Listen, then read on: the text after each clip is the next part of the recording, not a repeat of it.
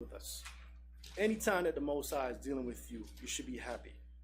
Okay? Because, yes, you're going to love the blessings and the good time, right? You're going to love all that. But when he's putting you through something, it's okay. Because it's meant for you to go through that to get to the next level. The next level of faith. The next level of understanding. The next level of love. The next level of knowledge, wisdom, understanding, man. You don't want to be stuck down there just like, all right, I got knowledge. But what about the wisdom? What about the understanding of that knowledge? You understand? Read on. Start at verse 6. Jeremiah chapter 11 and verse 6. Then Yahweh said unto me, proclaim all these words in the cities of Judah and in the streets of Jerusalem, saying, hear ye the words of this covenant, and do them. Do them. Read. For I earnestly protested unto your fathers in the day that I brought them up out of the land of Egypt, even unto this day, rising early and protesting, saying, obey my voice. Nothing's changed. Obey my voice. Through trials, tribulations, through tough times, bad times, obey my voice. Read. Yet they obeyed not, nor inclined their ear, but walked every one in the imagination of their evil heart. Now they walked in the imagination of their evil heart. Read on. Therefore, I will bring upon them all the words of this covenant, which I commanded them to do, but they did not. The same one we read in Deuteronomy, okay? Because we're responsible for that. Okay, he gave it, he said, look, I brought you out of Egypt, now I own you. You understand? Now this is what you have to do. Read. And Yahweh said unto me, a conspiracy is found among the men of Judah, and among the inhabitants of Jerusalem. They are turned back to the iniquities of their forefathers, which refused to hear my words, and they went after other gods to serve them.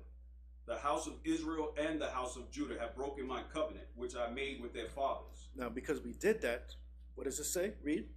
Therefore, thus saith Yahweh, behold, I will bring evil upon them. I will bring evil upon them. Okay, so I keep reading these verses for those that have the mindset of not my God. Okay, because when you have that mindset of not my God, you're in denial. You don't realize what's going on with you or your family or your nation. Okay? You're not accepting, acknowledging, or even wanting to understand why we go through what we go through. Okay? There's so many of us, so many more of us today that are sick mentally. Okay? Today.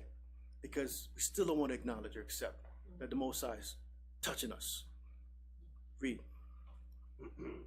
Which they shall not be able to escape. I will bring evil upon them, which they shall not be able to escape. Remember the Most High said, I'll make a way for you to escape? Did you remember we read that, right? 1 Corinthians chapter 10, verses 12 and 13. We read that, right? Now he's saying something different here. Read on. Which they shall not be able to escape. And though they shall cry unto me, I will not hearken unto them. So when you say not my God, you're not dealing with a God. Because there's only one God. There's only one power. And he's saying to you, when you cry unto me, I will not listen to you. So when we were saying swing low, sweet chariot, he wasn't listening to us. Because it didn't stop the beatings. It didn't stop us being hung. It didn't stop us being burnt at the stake. None of that. You understand? And them was hard times. Slavery in this country was the worst that we ever went through. This experience was the worst. But the Most High said, the reason why that happened to you, because I wasn't listening to you. Because you didn't listen to me. You went after the imagination of your evil heart. Read. Verse 12. Matter of fact, let's leave from there, go to Jeremiah chapter 12. We're going to go to Jeremiah chapter 12. We're going to start at verse 7. Just to show you a bit of history of why things are the way they are.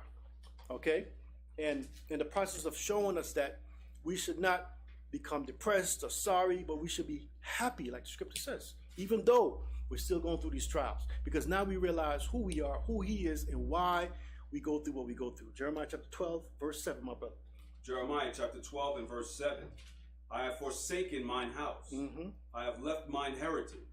I have given the dearly beloved of my soul into the hand of her enemies. Into the hand of our enemies. If you go back to Deuteronomy chapter 28, what did he say? I'm going to sell you into the hand of your enemies. So he's saying, I did it.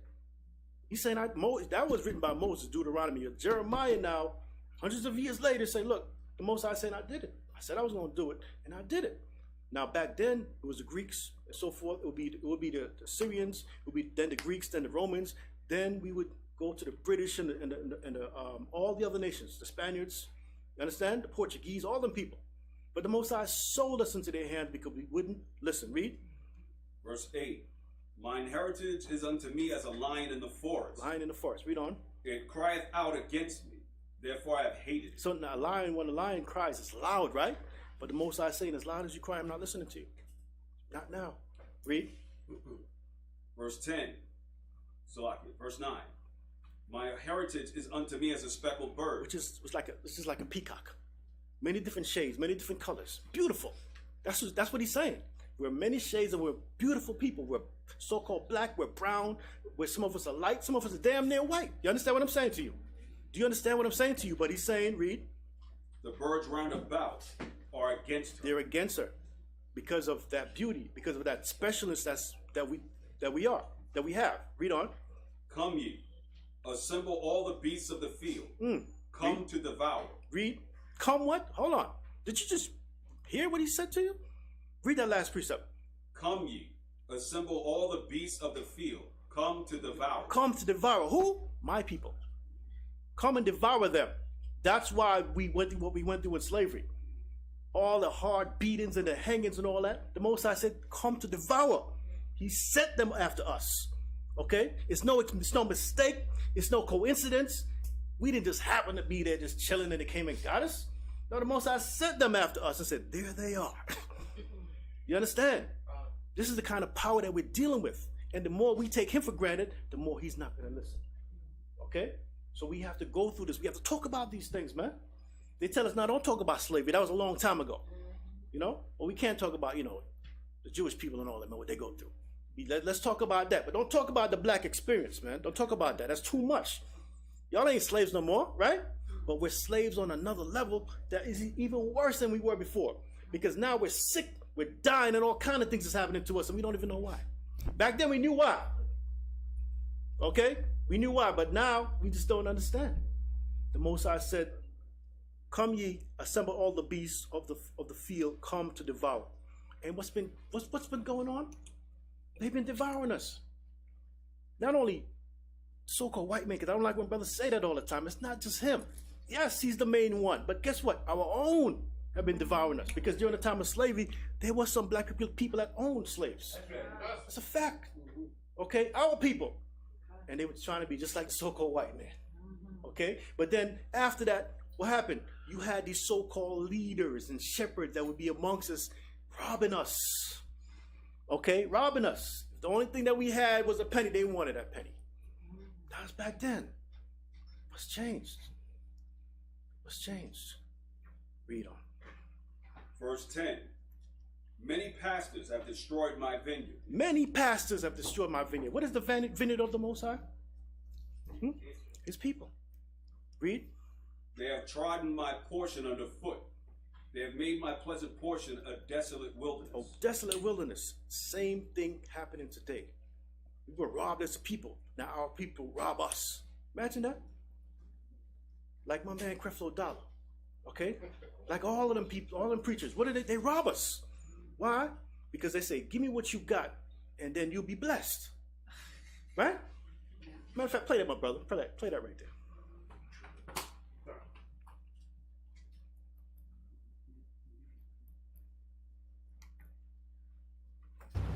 I want to start off by saying to you that I'm still growing,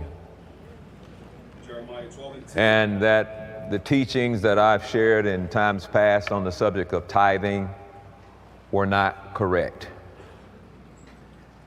And today I stand in humility to correct some things that I've taught for years and believed for years, but could never understand it clearly because I had not yet been confronted with the gospel of grace, which has made the difference. I won't apologize, because if it wasn't for me going down that route, I would have never ended up where I am right now. But I will say that I have no shame at all at saying to you, throw away every book, every tape, and every video I ever did on the subject of tithing, unless it lines up with this. I've done some corrective teaching in the last 10 years, but not to the degree of what we're getting ready to do now. So why is this important? Because religion is sustained by two factors: fear and guilt. Stop. And if it's one subject that the church... Because the man is saying, I feel no shame, I'm not going to apologize. Is that being contrite? Is that what the Most High talks about? Because if he had said, you know what, I'm sorry. He said, I'm not going to be sorry. I'm not going to apologize. He said, throw away all the books. But if you watch the rest of that, he's not going to say, I'm going to give you your money back. He's not going to say that. Why? Because we just read it. Read that again. Jeremiah chapter 12 and 10. Jeremiah chapter 12 and verse 10. Many pastors have destroyed mine vineyard. Many pastors have destroyed my vineyard. That's one of them. That's only one of them. I'm going to read some more to you. Kenneth Copeland. All of these men, all these names I'm about to read, are millionaires and multi-millionaires. This is the net worth of some of these men that have destroyed us. Kenneth Copeland, 300 million. That's his net worth. David Oyedebo. I never heard of this dude, but he got $200 million out of us, right? T.D. Jakes, 147 million. Chris Oyakilome, 50 million. Joel Osteen, friendly guy with the smile, painted on smile every day, 40 million, right? Enoch Adobayo, 39 million. Creflo Dollar, Mr. Man right there, dollar bill, $27 million. That's his net worth, okay? Benny Hinn, the healer, right? The man that's going to throw water on you or throw something on you, going to be healed, right? Well, from doing all that throwing, he got $27 million, $25 million. T.B. Joshua, $10 million. Joseph Prince, that's an Asian guy, $5 million. So you see that not only have they been robbing us from the past, they're still doing it now. And this guy's not saying he's going to give it back. He's not going to give it back. Why? Because, look, I robbed you fair and square. You know, I mean, why would I give it back? Right? Because he's not contrite. You know, he's not sorry for what he did. He's saying, throw away the books and the tapes that you paid for, but I'm not going to send you the money that you used to pay for them. I'm not going to send it back to you. Because that's been our plight in this earth from the beginning. Okay? We've been used and abused, and sadly, we don't want to come up out of it. We don't want to be healed. Because a lot of those congregants in T.D. Jakes and Creflo Dollar and all these other people, a lot of them are still going to continue to give. A lot of them are confused, but they feel this unction within them, I got to give. Because when I give to this man, I'm blessed. But this man got 2 jets, man. He had one, and about 2 years ago, went before his congregation and said, you know what? I don't feel any way of asking you all that because I know y'all love me. I want another jet. Right? He says, I need another jet to do what I do. I need 2 jets. How many of y'all got jets? Anybody got jet up in here? Right. You know what I'm saying? Nah. Okay. How many of y'all got Bentleys? How many of y'all got 5 Bentleys in your driveway? How many of y'all have the most expensive suits and shoes in your closet? Matter of fact, is your closet in the big mansion you got? Because that's what these men have. Now, I don't believe in being up in nobody's pocket. What you got in your pocket is yours. But how did you earn that, though? Right. Because if you took millions from the congregation and your people, what was it meant for? Was it meant for you to buy 2 jets? What kind of mind did you have to say, I have 1 jet and I need a newer one? I need a better jet. What kind of mind did you have? You have a very proud man. You're like Pharaoh. You're hardened against the people because you don't care about their condition. Now, needless to say, in this man's church, in T.D. Jakes' church, you have a lot of actors, entertainers, and they have a lot of money. They give a lot of money to these people, right? But nonetheless, what sustained the church has always been the common man. That's a fact. And women give it more than men. It's a facts. Okay? But the men give. You understand? But the point of the matter is, all these years, we've been going through this, we're being robbed. It's part of our trial. Because we didn't want to worship the Most High. You understand that? We didn't want to turn our hearts to the Most High, so the Most High said, okay, I'm going to turn you over to the wolves, and they're going to devour you. Give me John chapter 10, verse 7. Because even Christ spoke about it. And these same men will preach Christ. You see? But I myself have learned a lot from Christ, our Savior, our big brother, H.O.D.C. I've learned a lot from him. And I've learned how to humble myself. I've learned how to take what is put upon me. You understand? And deal with it. Be patient. You understand? I've learned how to really see where I'm at. John chapter 10, verse 7. John chapter 10 and verse 7. Then said Yahweh unto them again, Verily, verily, I say unto you, I am the door of the sheep. Now, what he's going to show you is that he's a true shepherd and will never take advantage of you. Okay, read on. All that ever came before me are thieves and robbers. That's a thief. That's a robber. And you don't realize it because you think that, okay, my pastor got to have the best of everything, right? Only black people say that crap. Only black folks say that nonsense. You see your pastor coming out in a Bentley. Oh, that's my pastor. He got the best of cars, the best of suits, and the best of shoes and all that. You taking a train, though. You know what I'm saying? You taking a train. And what you're driving is called the Iron Horse, right? You understand what I'm saying? So, but you feel good about him, but what about you? You feel good being robbed? That's not what the Most High intended. This is not what Christ taught us. He said what? Read that verse again. All that ever came before me are thieves and robbers. Read. But the sheep did not hear them. The sheep did not hear them. No. They didn't actually hear what they were saying. They weren't hearing as they were being robbed because they needed a leader. They needed a savior. And that's our problem. We need, but we don't know what we have. Read. I am the door. By me, if any man enter in, he shall be saved. Period. Did not say you got to pay half of your check, half your salary. He didn't say nothing about none of that. You understand? He said, look, I am the door. By me, if any man enter in, he shall be saved. He didn't put a price tag on that. You understand that? Y'all understand that? Do you see a price? Do you see a dollar bill here? A price tag on that? Okay. So now, that's what our people have to start seeing and realize that they've been taken advantage of over and over again. Read. And shall go in and out and find pasture. Right, you're going to go in and out and find comfort. If you go into Christ, okay? Go into Christ. Let him be your shepherd and your leader. Don't need nothing else. You don't need me in a fancy suit driving a Bentley parking in front look like, yeah, I'm all that. You don't need that because then you're looking at me and not Christ. You understand what I'm saying to you? And that's a part of the problem. Read on.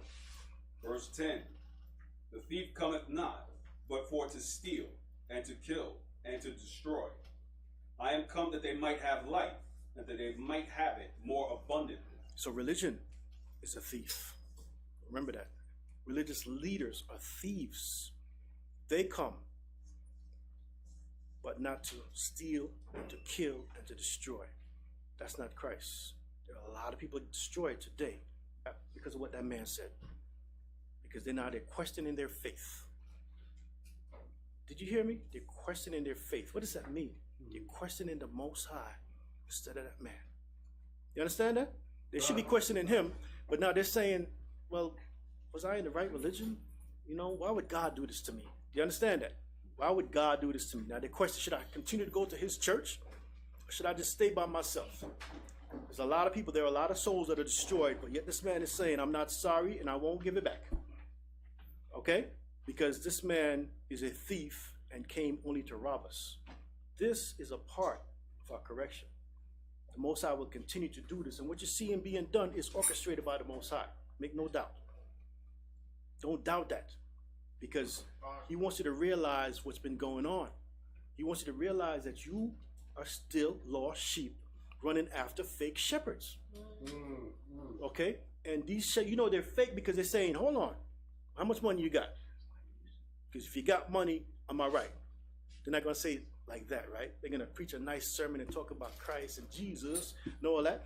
And then, as they're doing that, when you're starting to feel all emotional, they're going to pass around a plate, right? Then you feel like, well, I got to put something in that plate because he's saying something good right now, right? My pastor sure enough is preaching, right? Right? So you put something in that plate, right? But then the plate goes around, comes back to him, he counts the money, right? And then he sends that to you years later, and you feel robbed and destroyed. There's a lot of souls that are in turmoil right now, okay? And you need to realize, we need to realize that man, those men, these millionaires that I just showed you their salaries and all that, their net worth, they're thieves. The Most High didn't do that to you. Read on. Verse 11. I am the good shepherd. The good shepherd giveth his life for the sheep. His life for the sheep, and he gave his life for us. You understand? He allowed himself to be sacrificed for us. Did that man do that? He won't even say, I'm sorry.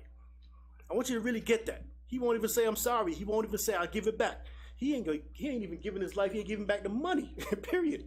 You understand? Read on. But he that is an hireling. Fake. And not the shepherd. A fake leader. A fake shepherd. Read. Whose own the sheep are not. Seeth the wolf coming, and leaveth the sheep, and fleeth. That's what he just did. Because if he had come fully out and said, okay, you know what, I was wrong, and what I got came from you, I'm going to give it back to you. See, that's how you come full, right? He didn't do that. He still wants to be a thief and a hireling. He still wants to see the sheep suffering and run. Like, I got mine. Go get yours. I'm not giving it back to you. Get out of here. Right? But the Most High wants us to see that so that we're not led astray by men like that anymore. Read on. And the wolf catcheth them and scattereth the sheep. Scattereth the sheep. What are you supposed to be doing? What are you supposed to be doing? Matthew 15:24. What are you supposed to be doing? He's scattering the sheep because now they're running around like, well, what do I do now? Do I go back to his church? Do I continue to send to his organization? Do I continue to, help him and give him money? What do I do? There's a lot of people asking that question now. You understand? But that's supposed to happen because we're being tried. Okay? And the Most High is breaking this whole system up on many levels. Financially, spiritually, religiously, all of that is being broken up so that we can see what's been going on. Okay? Matthew 15:24. Matthew chapter 15 and verse 24. But he answered and said, I am not sent but unto the lost sheep of the house of Israel. Right. He was sent to us to gather us, not separate us, not scatter us. Right? That was Matthew 15:24.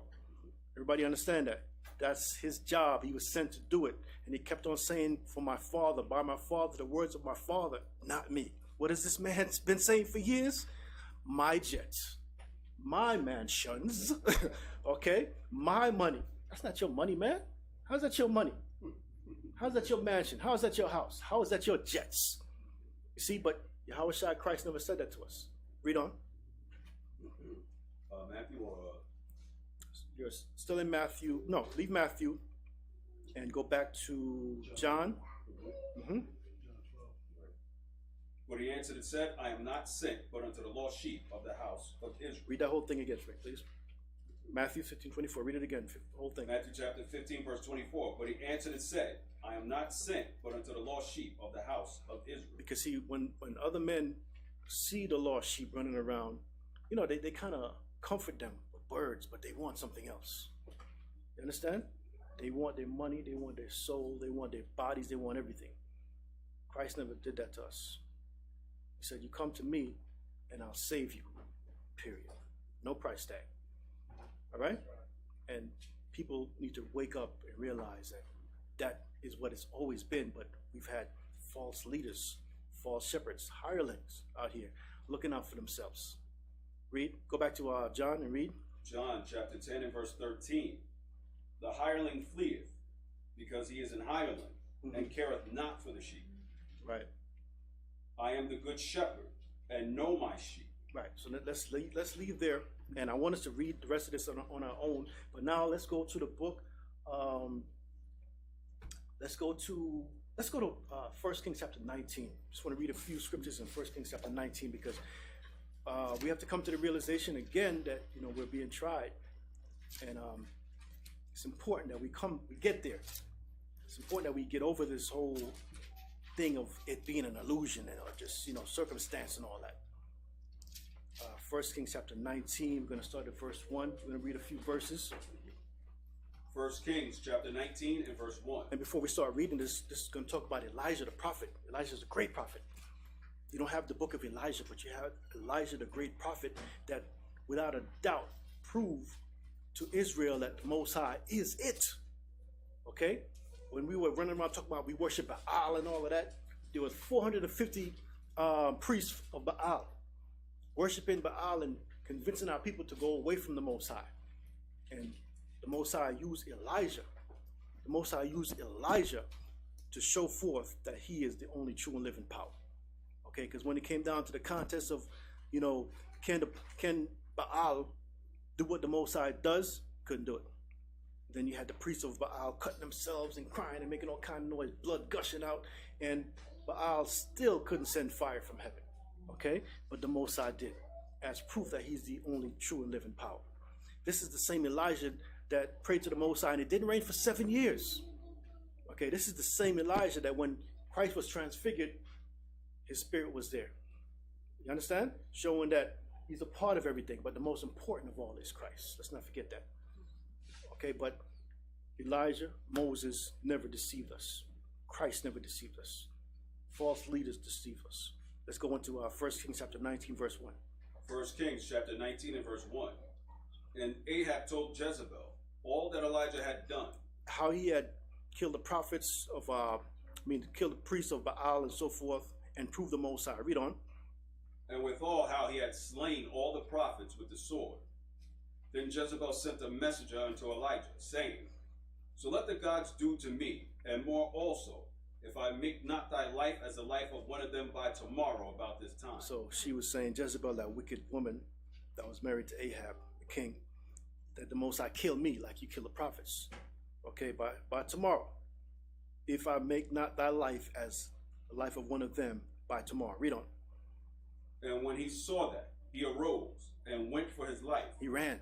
I want to make that clear to you. He ran. This is the same prophet. This is the same great, mighty Elijah that just prayed to the Most High, and the Most High rang fire from heaven. Same brother that prayed to the Most High and it didn't rain for 7 years. Okay, when this woman spoke to him and sent him a threatening message, read that again. Then Jezebel sent a messenger unto Elijah, saying, So let the gods do to me, and more also, if I make not thy life as the life of one of them by tomorrow about this time. And when he saw that, he arose and went for his life, and came to Beersheba, which belongeth to Judah, and left his servant there. Mm-hmm. But he himself went a day's journey into the wilderness. What was he doing? He was running. He was running because the scripture said, fear not, but he was fearing. You understand? Because like I said, sometimes when things take you in the midst of it, when it just happened, boom, you forget everything. So he forgot the power of the Most High. He forgot the power that the Most High showed him, and now he's running for his life from a woman. Okay? From a woman. Not from the Most High. Not even from the king Ahab. From a woman. Why? Because the spirit of fear took hold of him when she threatened his life. Read on. But he himself went a day's journey into the wilderness, and came and sat down under a juniper tree, and he requested for himself that he might die. What did he do? He said, let me die, Lord. Just kill me. I don't want none of her. I don't want none of her. Just kill me. Why would this man do that? Spirit of fear took hold of him, and he forgot everything that the Most High had showed him. That happens. That's what I'm trying to show you. When you go through these experiences, when you're being tried, it is so traumatic. It is so consuming that you're going to forget what the Most High has done to you. That's why I said to you, remember what he did for you in the past. Keep remembering. Why? Elijah forgot. You understand? You're going to forget sometimes. You're going to forget that when you were sick, he healed you. You're going to forget that when you were poor, he gave you money. You're going to forget that when you was hungry, he fed. You're going to forget all that. If the great prophet Elijah that just did the greatest miracle that there was forgot, you're going to forget. Because why would he just stand up and say, man, I just killed 450 prophets of Baal. Who are you? Why didn't he do that? Because the spirit of fear took a hold of him. Read on. And said, it is enough. Now, O Yahweh, take away my life, for I am not better than my fathers. And as he lay and slept under a juniper tree, behold, then an angel touched him and said unto him, Arise and eat. But you see what's going on here? Do you see what's going on? In the midst of him doubting the Most High, that's what's happening. In the midst of him being fearful and doubting the Most High is still taking care of him. Do y'all see that? The Most High sent an angel to feed this man. Okay? And that's written for your learning, our learning, so that when we're going through things, we need to understand who is still sustaining us. It's the Most High. Do you understand that? In the midst of doubting the Most High is still sustaining this man. Read on. 1 Kings 19:6. And he looked, and behold, there was a cake baking on the coals, and a cruse of water at his head. And he did eat and drink, and laid him down again. But what did he say before all this? Oh Lord, just kill me. Just kill me. You know, I'm done. I'm afraid of this woman. Just kill me, right? I'm done. I give up. But the Most High said, nah, I'm not done with you yet. That's what I was trying to tell y'all. I was trying to show y'all. Sometimes when you think, you know, it's not for you, if the Most High wants you, he's going to make you do what you're supposed to do. Elijah wants to die. The Most High is feeding him to make him stay alive. Do you understand that? That's why they say if the Most High is for you, who can be against you? Do you understand that? But if you're against the Most High, doubting him, not believing in him, he's still going to sustain you to make you what he wants you to make, what he wants you to be. Not what you have in your mind. In your mind, you might say, I'm a failure. I can't do this. That's what he just said. But the Most High said, nah, here's a cake. Eat that, man. Drink some water. I got you. Go ahead, read on. Then the angel of Yahweh came again the second time. The angel of the Most High. You would think that after the man ran and doubted the Most High, that the Most High would be done with him, right? But yet he's sending angels to feed him. Read. And touched him and said, Arise and eat, because the journey is too great for thee. The journey is too great for you. What does that mean? What we read before. The Most High will be faithful. The Most High will make you bear it. And he will make a way for you to escape it. You're seeing it now, right? Now that you've seen it in words, again, I want you to meditate on your past. You're going to see the same thing. The Most High has sent angels to feed you, to nourish you, to make you better. He's done all that. Understand? But now you have to realize what was going on in the past. You got to realize, okay, that was the Most High. Couldn't pay your rent. He found a way for you to do it. That was the Most High. You might have thought it was Uncle such and such giving you a couple of dollars. Nah, that was the Most High using Uncle such and such. You understand? Read. And he arose and did eat and drink, and went in the strength of that meat 40 days. 40 days. The Most High sustained that man for 40 days. That man that didn't even believe in him at that point was doubting him. You understand? I don't think, man, sometimes when we read this, I don't think we get the gravity of it. We just read it like, wow, that's amazing. It's amazing, but it's more than amazing. Because he's done the same thing for you. You understand what I'm saying to you? He's done the same thing for you during your trials. But you didn't realize it. Read on. And went in strength of that meat 40 days, and 40 nights unto Horeb, unto the mount of Yahweh. And he came thither unto a cave, and lodged there. And behold, the word of Yahweh came to him. And he said unto him, What doest thou here, Elijah? Moses said, what you doing here, man? What are you doing here? Remember me? The one that sent fire from heaven and burnt up all that bullock and all that? Me, I did that. Right? You prayed to me, and I stopped that rain for 7 years. I did that. Moses, what are you doing here? What are you doing here? And that's the question you have to ask yourself. When you're down, when you're out, when you just don't know what is going on with you, ask yourself, what are you doing in that state of mind? What are you doing being depressed? What are you doing being doubtful of the Most High? Okay? What are you doing not linking up into the power and the strength of the Most High? What are you doing? What are we doing? Because we do the same thing that Elijah did. We ran. We run. He ran and we run. We run from the problem. We don't deal with it. Okay? We don't acknowledge him. We don't talk to him when something is going on. He ran. We run. Do you understand that? But the Most High is still there with you, sustaining you, uplifting you, feeding you. Angels he sent to Elijah. What do you think he's sending to you? Angels. It's just that they're not appearing like they used to in the past with the wings. They're not doing that. They're putting it on other people. The Most High uses people to bless you. as he uses people to curse you. Let's not forget about that part. Okay? But that's all for your what? Your correction. Not to punish you, brothers and sisters. Not to make you feel bad, but to correct you, so to build you up. Build up your what? Your faith. Build up your belief in him, in yourself, so you be a better servant for your own soul salvation. Everybody understand that? He's been working with us, man. That's what I'm trying to show you. Been working with us. I can go back to when I was a child. Okay, no, and things I went through, and I realized the most I was there since day one. You understand what I'm saying to you? I used to always say to myself,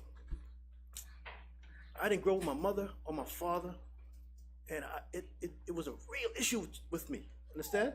Made me doubt myself, made me be angry, felt rejected, not accepted. Okay? Me and my brother went from house to house, not having no secure place, not having no foundation, not belonging, man. You understand? And for a long time in my adult years, it affected me. You understand me? I felt a way about it. But I realized I was never on the street, never hungry. I was always somewhere with someone. That's the Most High in my life, and I can acknowledge that. I want you to do the same, because when I go back to that, I say, you know what? He's been there from the beginning. He's gonna be here right now, right now. You understand? But don't blind yourself with your problems, man. Don't do that. Because when you blind yourself with your problems, you can't see the Most High. You understand? You see your problems, you see yourself looking down. You're not really where you're supposed to be. Your strength is not there. Your faith is not there. You're running like Elijah. Running from something weak. You understand? You're running from something weak that can be overpowered and taken out the way by the Most High like that. All right? So whatever it is, deal with it. But deal with it with the Most High. Vaya con Dios. You know what that means? Vaya con Dios? Go with God, man. That's what that means. Don't go by yourself. Because when you go by yourself like Elijah, you're running. You know what I'm saying? You're still running like, okay, servant, you chill. You good. They don't want you. They want to kill me. I don't want to run. You understand what I'm saying? But what was happening? The Most High was right with him the whole time. The Most High never lost sight of him. Okay, didn't say forget him. He don't believe in me no more. He said none of that. You understand? The Most High was with him the entire time. And I want us to believe that, remember that, and we can go on forever, but I am not going to do that. Okay, I want y'all. It's hot up in here, right? And it's all right. We're gonna take care of that. Let's go to Amos 3:1 real quick, just to reiterate what we're talking about, and a few more verses, and we're done. Okay? Then we're gonna praise the Most High like we're supposed to. Amos 3:1.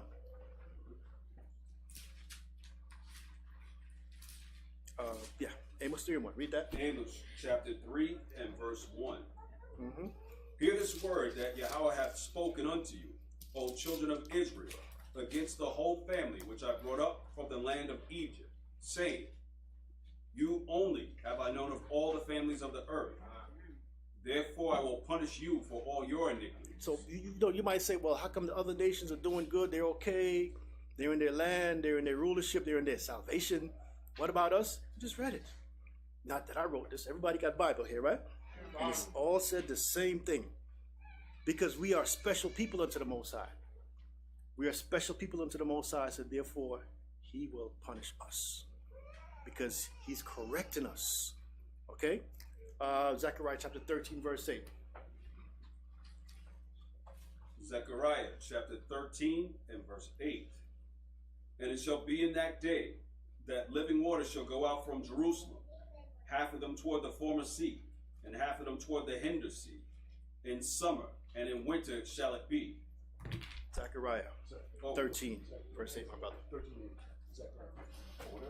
Looks like 13, 8? Mm-hmm. It's a lot. I'm on 14. It's a lot. 13, 8. And it shall come to pass that in all the land, saith Yahweh, 2 parts therein shall be cut off and die, but the third part shall be left therein. Now, I want you to understand the numbers and the figures. 2/3 is more than 1/3. So he's saying a whole lot of us, more than what's going to be saved, a whole lot of us going to die. See, I didn't make these numbers up. This ain't no ghetto language and no ghetto numbers like we be doing. All right? Read that again. Zechariah 13:8. And it shall come to pass that in all the land, saith Yahweh, 2 parts therein shall be cut off and die, but the 3rd part shall be left therein.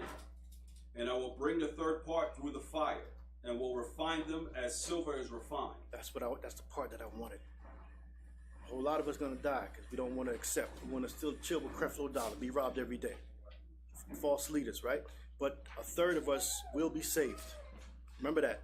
I didn't say that. I didn't make that up. Mosai said that. Okay? But he's gonna do what? Bring us through the fire. Is it hot up in here? Yeah, but that's not what he's talking about. Okay, he's talking about your personal experiences. He's talking about what you go through in life. That's gonna be hot. He's refining us, man. Okay? Give me Jeremiah 30 and 10. Jeremiah chapter 30 and verse 10. Therefore, fear thou not, O my servant Jacob, saith Yahweh, neither be dismayed, O Israel, for lo, I will save thee from afar, and thy seed from the land of their captivity.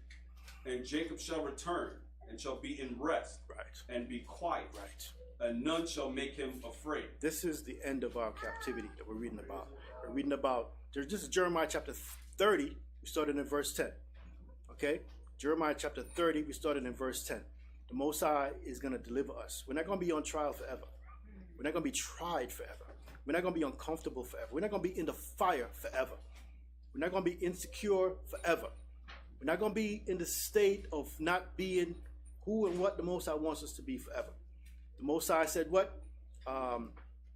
He's going to, and thy seed from the land of their captivity, and Jacob shall return and shall be in rest. We're going to be at rest, brothers and sisters. We're going to be quiet, none making us afraid. And what? And none shall make him afraid. Now read verse 11. For I am with thee, saith Yahweh, to save thee, though I make a full end of all nations. Did y'all read that? I am with thee, just like how you did Elijah. He said it's with you, it's with us. To say, not to punish us, man. Not to kill us, do away with us. But he's what? Read that again. For I am with thee, saith Yahweh, to save thee, though I make full end of the nations whither I have scattered thee. Now remember what I told you. The nations are in their blessings and their salvation. He said, though I make a full end of them and their power, what's going to happen to us? Yet I will not make a full end of thee. Read. But I will correct thee in measure. Stop. That's the whole point. You might say, well, why is it taking so long? I want you to read that last precept again. But I will correct thee in measure. Little by little, he's correcting us. You understand? Yes, he could have done it like this, but he said, no, I'm gonna correct you in measure, little by little. So you're gonna go through this trial to correct that, this trial to correct the other thing, and another trial to correct the other thing. I'm gonna correct you what? In measure. Read on. And will not leave thee altogether unpunished. Shalom.